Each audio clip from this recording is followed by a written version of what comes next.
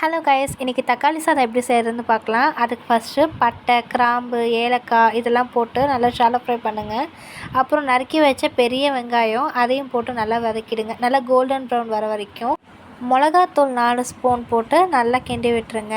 அப்புறம் மல்லி, புதினா, பச்சை மிளகா இது எல்லாத்தையும் போட்டு நல்லா கிளறி விட்டுருங்க. இந்த ஸ்டேஜ்லேயே நல்லா வாசனை வர ஆரம்பிச்சிடும். அப்புறம் அரைச்சி வச்ச இஞ்சி பூண்டு 3 டேபிள் ஸ்பூன் ஆட் பண்ணிக்கோங்க. நான் ஃப்ரெஷ்ஷாக அரைச்சி வச்சுக்குவேன். அப்பப்போ ஒரு 4 தக்காளியை மிக்ஸி ஜாரில் இந்த கன்சிஸ்டன்சிக்கு கொஞ்சம் குறைன்னு அரைச்சி எடுத்து அதையும் ஆட் பண்ணிவிடுங்க. நல்ல எண்ணெய் எல்லாம் பிரிஞ்சு வந்ததுக்கப்புறம் தேவையான அளவு உப்பு ஆட் பண்ணிவிடுங்க. இந்த மாதிரி வந்ததுக்கப்புறமா தயிர் அதையும் நம்ம தேவையான அளவு ஊற்றிட்டு நல்லா கிண்டி விட்டுருங்க.